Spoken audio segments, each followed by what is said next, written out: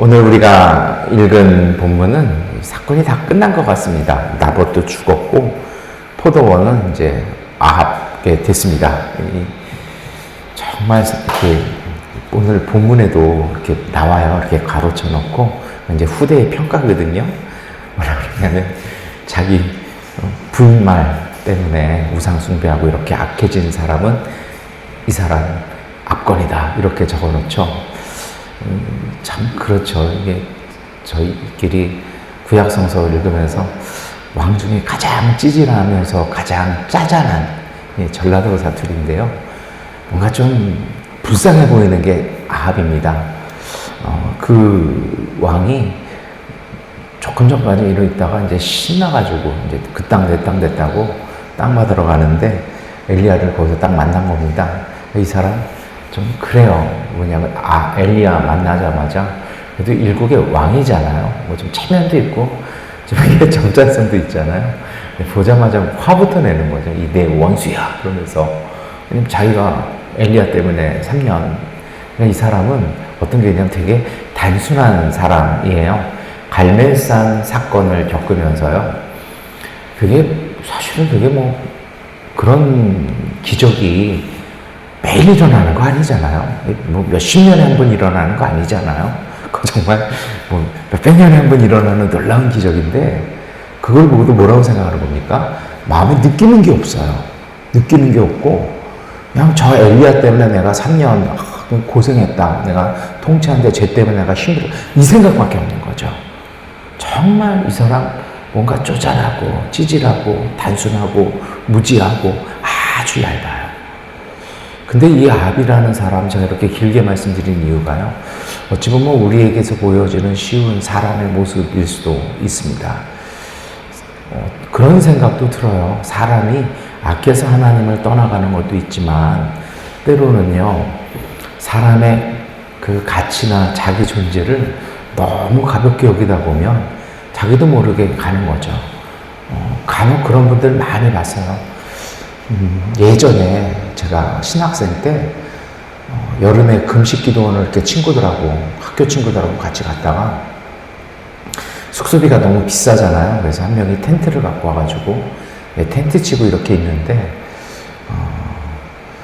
좀 분위기가 뭔가 이상했어요. 그래서 느낌도 이상하고 그래서 가봤더니 제 친구 중에 한 명이 거기 웬 아저씨들 둘한테 같이 저희 텐트에 있는 거예요. 그래서 무슨 일이죠? 들어가 봤더니 이 두 명이 칼을 들고 제 친구를 위협하는, 그러니까 저에다가 나중에 온 친구 한 명까지 셋이 이제 인질이 돼버린 겁니다. 근데 지나가는 사람이 이러고 보기에 그래서 저희가 이제 이렇게 해가지고 이 사람이 이제 사람들 데리고 경찰을 데려왔어요.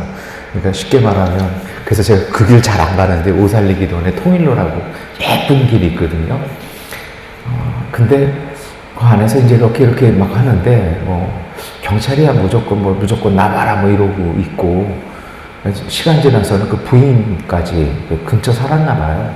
와가지고 이제 울고 불고 난리가 났어요.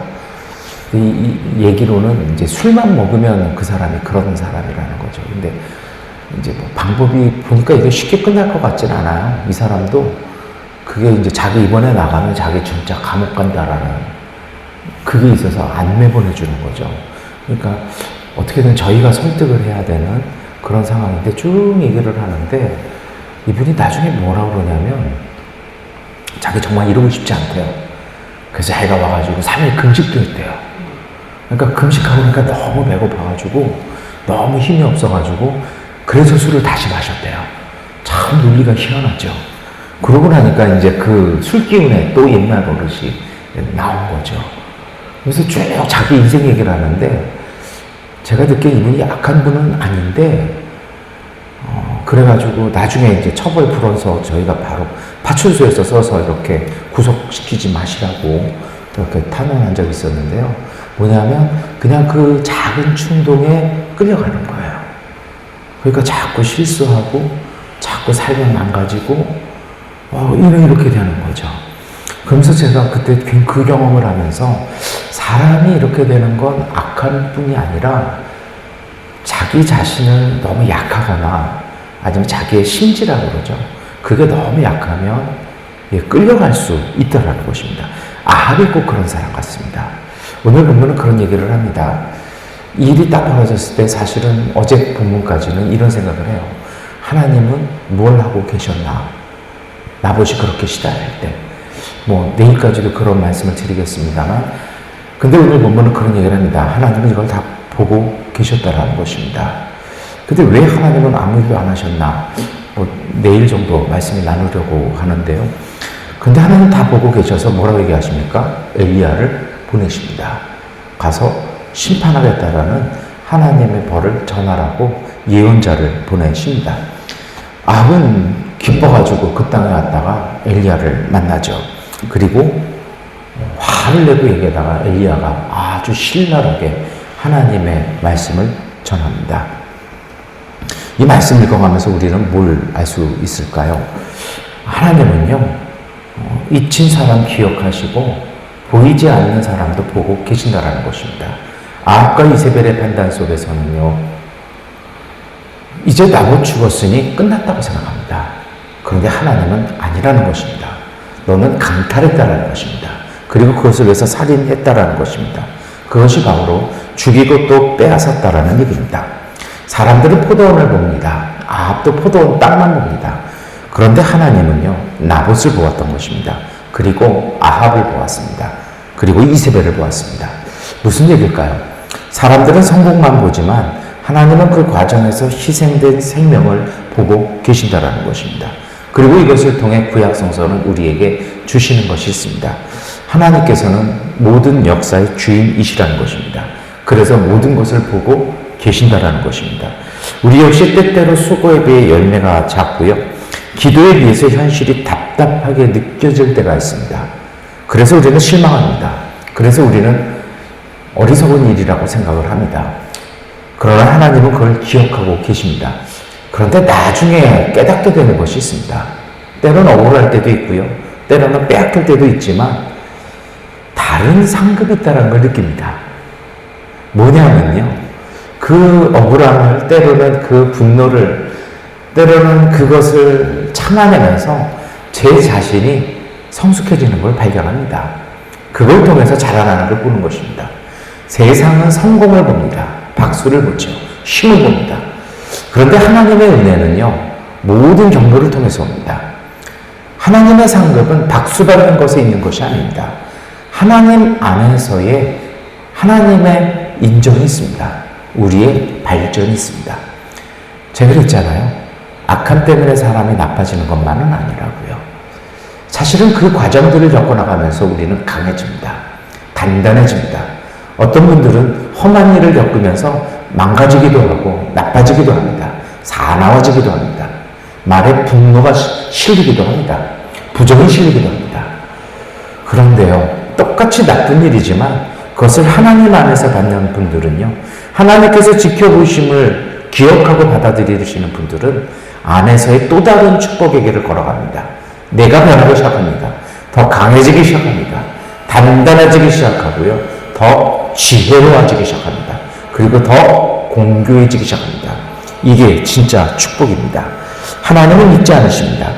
세상은 결과를 기억하지만 하나님은 신실하심을 기억하십니다. 그리고 그 신실하심 따라서 하나님은 은혜를 내려 주십니다. 나봇을 기억하셨던 하나님께서 오늘 우리의 삶의 기억, 그리고 우리의 눈물, 우리의 기도도 기억해 주십니다. 두 번째로 우리가 보아야 할 것이 있습니다. 예언자는 하나님의 내일을 봅니다. 하나님의 미래를 봅니다. 이것이 복음서에서는 하나님의 나라를 본다고 얘기합니다. 엘리야는 현실에 순응하지 않습니다. 그는 아합이 차지한 포도원보다도요, 이세벨의 음모와 모략보다도요, 무너진 하나님의 질서를 봅니다.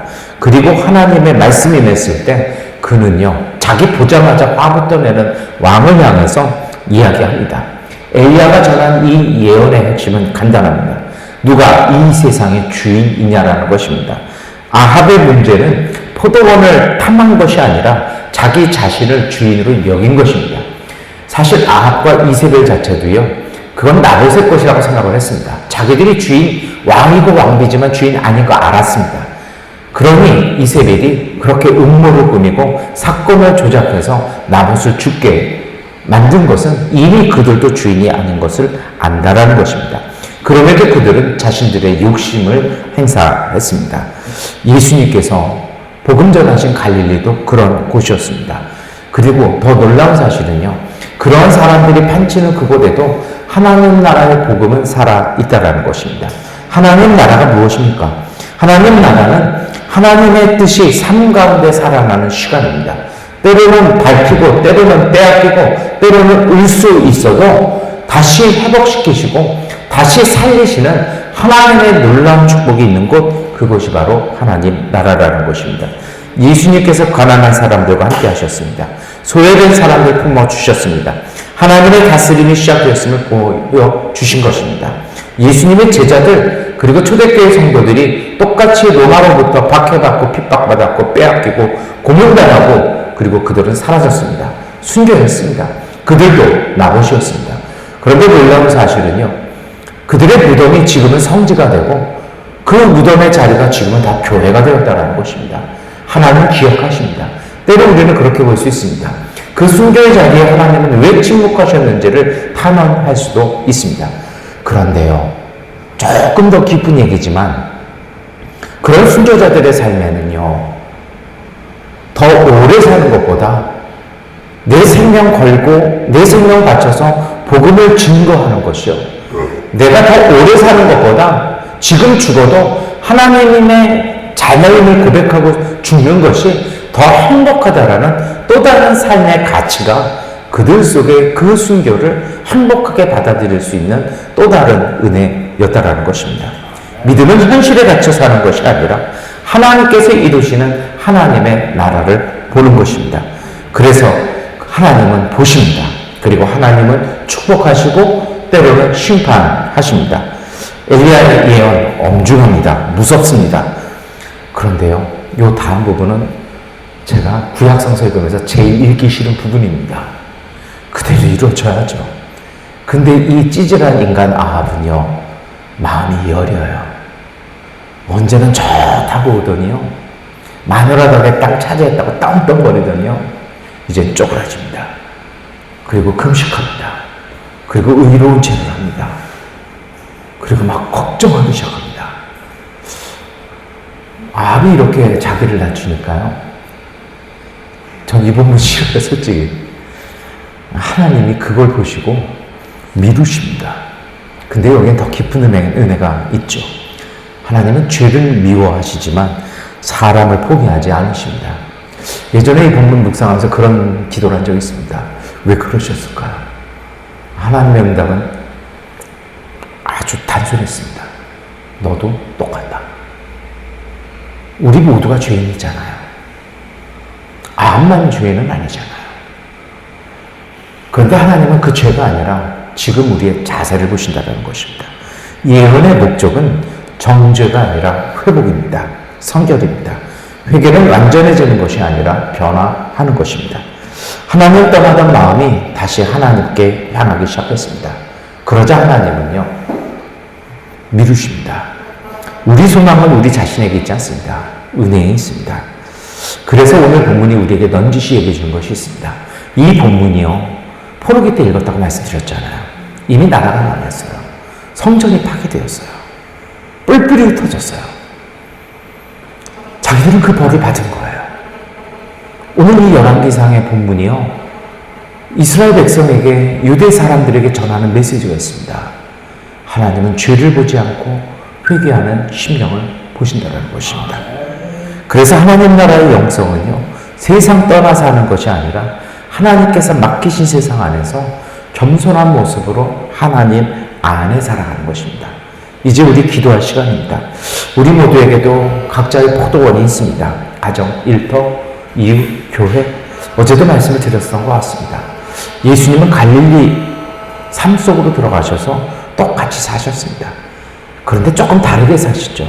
병든 자를 품고 배고픈 자는 먹이시고 버려진 사람의 친구가 되어주십니다. 그리고 성경은 이것이 하나님의 아들이 하신 일이라고 우리에게 말씀하십니다. 오늘 우리도 이 세상을 삽니다. 똑같이 가난하고 똑같이 힘없습니다. 때로는 억울하기도 합니다. 답답하기도 합니다. 그런데 오늘 본문이 우리에게 그런 얘기합니다. 그럼에도 불구하고 누군가에게 친구가 되어주고 내 먹을 걸 나누고 병든 사람 걱정해주고 돌봐줄 때 우리는 하나님의 자녀가 되는 것입니다. 이것이 바로 하나님의 나라를 상속받은 사람들이죠. 하나님 나라는 관념이 아니라 삶입니다. 누군가를 존중해주고 정직하게 지키고요. 누가 알아주지 않아도 성실하게 사는 것, 그 속에 하나님의 은총은 함께 있습니다. 그래서 믿음은 현실을 외면하는 것이 아니라 하나님의 뜻이 이 땅에 이루어지도록 주기도문의 그 기도를 기억하며 오늘 하루를 실망하지 않고 좌절하지 않고 기뻐하며 사는 것일 것입니다. 그래서 오늘의 우리의 기도, 그 수고, 그 사랑, 인내 하나님이 보십니다. 그리고 하나님께서는 그 하나님 나라를 향한 작은 씨앗 통해서 우리에게 하나님 나라의 놀라운 은총 내려주십니다. 이 은혜로 행복하시기를 축원합니다. 기도하겠습니다. 아버지 하나님, 우리가 세상의 크고 작은 일에 마음 빼앗기기보다 하나님의 뜻을 먼저 묻게 하여 주시옵소서. 욕심이 아니라 사랑으로, 두려움이 아니라 믿음으로 오늘 하루를 살아가게 하여 주시옵소서. 우리도 동일하게 다른 이들처럼 살아가지만 지친 이들에게는 새 힘 주고 길을 찾는 이들에게는 지혜를 주고 무거운 마음으로 살아가는 이들에게는 평화를 나눠줄 수 있는 그 용기와 은총과 그 마음 허락하여 주시옵소서. 그것을 통해 우리 있는 자리에서 주님의 나라를 살아내게 하시고 작은 순종 속에서도 주님의 은혜를 경험하게 하여 주시옵소서. 우리가 조금 세상 살며 겁먹고 조금 쪼잔해지고 조금 작아질 때, 조금 창피해질 때라도 하나님이 우리를 보고 계심을 기억하며 우리를 보고 계시는 하나님 은총 안에서 믿음의 사람, 온전한 사람으로 돌아설 수 있는 참된 경건과 회개의 모습으로 오늘 하루를 살아 복된 하나님 나라 누리게 하여 주옵소서. 예수 그리스도의 이름으로 기도드립니다. 아멘. 기도하는 시간 갖겠습니다.